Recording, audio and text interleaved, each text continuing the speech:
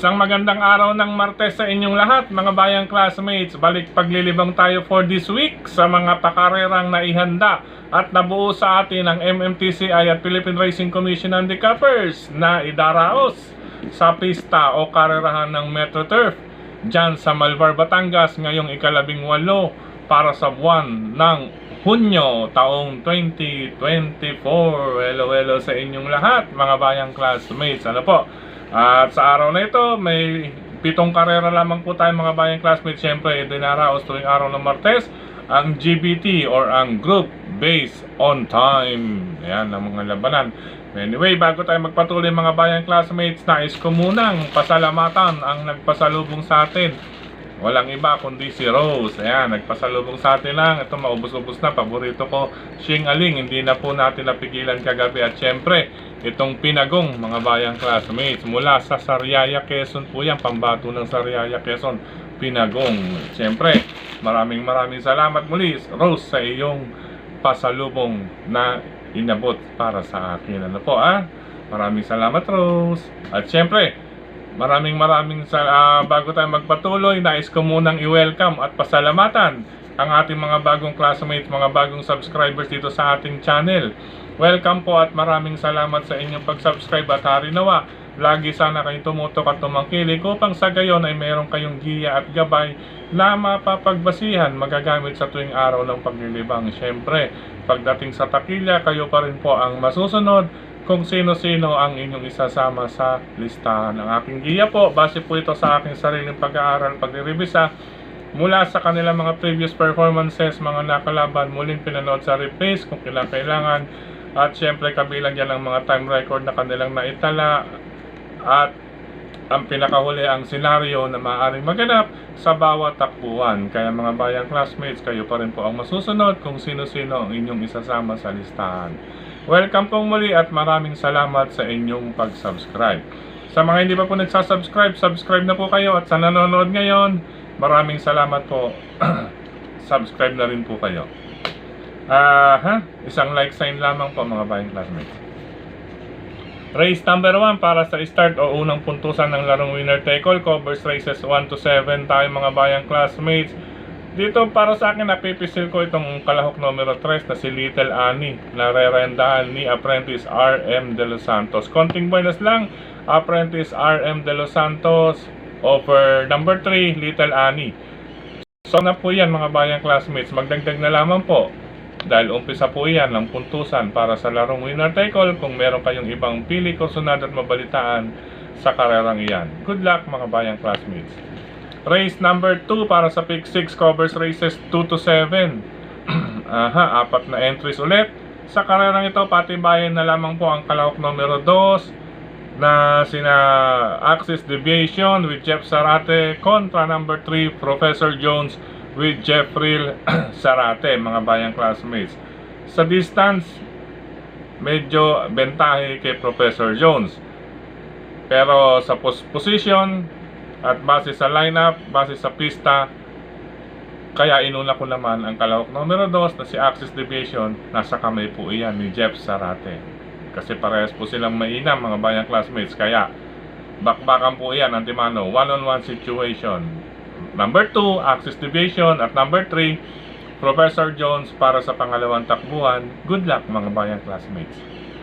Race number 3 para sa pick 5, covers races 3 to 7. Ito naman po, tamang bitaw lang. Total na isusunod naman po ito. Ano po? At gamay na rin po ito ni Jackie John Allison Pabilik. Number 1, Quincy. Kaya po siya ang aking uunahin. Tamang-tama lang po ang distansya. Ngayon, kung maaagad, syempre, re-remate itong number 3 na si Unafraid ni Noel Catarina Lunar. Sila pong dalawa ang aking pamilyan sa ikatlong takbuhan. Number 1, Quincy, at number 3, Unafraid. Thank you. Good luck, mga bayang classmates. Ano ba yan? Thank you pa rin ang aking nasa isip. Ano po?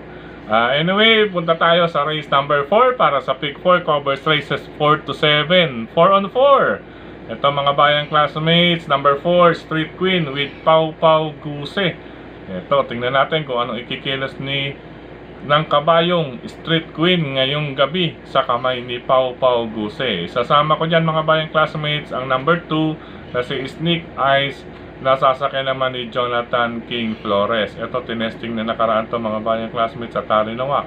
Ituloy po ngayon upang maka-score ng panalo. Magandang laban yan para sa akin. Number 4 Street Queen at number 2 Snake Eyes. Good luck! Ika-4 na takbuhan mga bayang classmates. Race number 5 tayo. Ito, anybody's race para sa akin ito, no? Bayang classmates, anybody's race. Bahagyang bahagya. Pero depende sa aire. Ano po? Bahagyang bahagya, depende sa aire. At tingin ko, kaya pang maka-score ng isa pang panalo. Ano po? Dahil maganda na po ang nagiging takbo nito ng kalahok numero 4 na si Don Damiano. Ngayon, binalik ang renda kay Boji Henson. Marunong naman pong isunod dyan, mga bayang classmates. Kahit pa po may nakikita tayong babakbak sa kanya sa harapan, dahil sigurado hindi titigil ng bakbaki yun. Dahil mas magaang ang peso o timbang ng isang mabilis dyan sa mga bayang classmates. Ngayon, kapag oras na magkalakasan sila, ay syempre may mga darating. Iyan po ay ang sina number 3, Hot Legs with Michael De Jesus. Ito po, kailangan laman po rito kay Hot Legs yung madala sa labas or sa kanan. Tipong wala siyang katabi sa labas or sa kanan, bawal po ang natatapalan siya. Yun po ang termino. Tapal meaning walang katabi sa kanan or sa labas niya mga bayang classmates. Pag yan nadala, since 6 lamang sila, nadala sa pinakalabas ni Michael, asahan nyo ang tulis ng remate ni Hot Legs. Dalawa pang re-remate, number 5 lapping inside with Jesus BJ Guerra. At itong number 6 Lightning Bolt, nasasakay naman po ni Mark Alvarez. Wala pong pinipiling hinete itong si Lightning Bolt mga bayang classmates. Now with Mark Alvarez, pwede rin maka-score. Kaya anything can happen po. Race number 5. Ano po, inuna ko lang si Don Damiano dahil para sa akin napupunto at base sa lineup, bahagyang bahagya kayang maka-score ng panalo. Huwag lamang maaagad dun sa isa pang banderista dahil ang darating yung numbers 3 Hot Legs, number 5 Laughing Inside at number 6 Lightning Bolt. Good luck, ikalimang takbuhan mga bayang classmates. Race number 6, penultimate race tayo. Sa karerang ito, marami ring maaring mangyari dito mga bayang classmates. Ang base sa aking basa ay yan, talasan ang inyong pakiramdam sa ika-6 na takbuhan. Ano po, at basa-basa rin ng mga pangalan ng tao na nasa hawak ninyong programa. Mayroon pong connect yan, parang Nokia, connecting people mga bayang classmates. Tingnan po ninyo bago po ninyo suriin yung mga pangalan ng kabayo na nasa hawak ninyong programa. Unahin natin yung mga pangalan ng tao na nasa hawak ninyong programa. Anything can happen po. Race number 6. Ang aking top 2, bahagyang bahagya, number 5 Alindog, balik ang renda kay Jonathan King Flores. Kami po iyan ni King. At ang isang deremate, number 1 French Leather ni John Pamboy Ponce. 5 Alindog, number 1 French Leather. Isama lamang po kung may iba pa kayong pili kurso natin mabalitaan sa race number 6. Dahil lang sabi ko nga, isang palaisipan, isang basa-basa ng mga pangalan ng mga tao na nasa hawak ninyong programa.